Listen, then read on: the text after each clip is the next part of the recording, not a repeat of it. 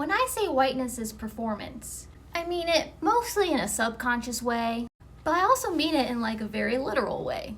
My bachelor's degree is in theater, so I believe we're always performing. Everything is performance. We're all performing some form of drag all the time. Okay, so I paraphrased that last quote about drag from RuPaul. Shout out to RuPaul. How we act at work varies from how we act with our romantic partners, our platonic friends. They're all different modes of performance, whether subconscious or not. Us people of color know that whiteness is performance because we have a term called code switching. See, my mother, who's Mexican, sounds very different on the phone talking to a white person than she does talking to her family. Code switching is such a common occurrence for people of color that, yes, it's conscious, but we do it so much that I think it almost becomes subconscious, to be honest. Now, obviously, I'm not saying that everyone who acts white is then accepted as white. No. Now, who gets to be fully accepted as white more has to do with socio-political reasons than it does performance reasons. Due to rampant anti-blackness that this country was founded on, I know I will never be accepted as white. Which I think not being accepted into whiteness is a good thing. So now let's discuss European immigrants and performance of whiteness. Not all European immigrants were accepted as white upon landing in the United States. As aforementioned, who is accepted as white often has to do with socio-political reasons. As more and more immigrants came to this country, we started to see, particularly around the turn of the 20th century, the assimilation of many European immigrants that were once minorities into the fold of whiteness. And assimilation is 100% performance. Now, of course, assimilation is necessary for survival.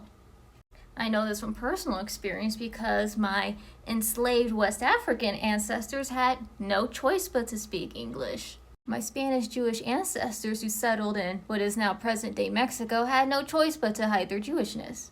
I want to make it clear, I'm not shaming European immigrants and their descendants for assimilating to whiteness. Literally, all of us have lost aspects of our ancestors' heritage and have been harmed by the construct of whiteness. I understand that European immigrants' assimilation to whiteness was a subconscious effort of survival. Which brings us to the final part of this video. Are those racialized as white consciously performing whiteness? Well, I just so happened to read something very interesting. So during the days of silent film, camera quality was notoriously bad. White actors had to put on literal white face makeup just so they could appear white on camera. I guess you could say a pretty on-the-nose example of performing whiteness.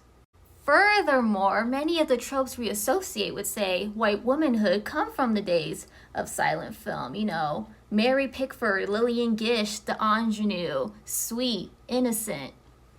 You know those tropes we often associate with whiteness and womanhood? So, are white people performing whiteness? Well, as we've seen with the Republican makeup trend here on TikTok, literally all aspects of our lives are performance. So whether or not descendants of European immigrants are actively performing whiteness today, it's a nuanced question with many layers that I am not sure I have all the answers to.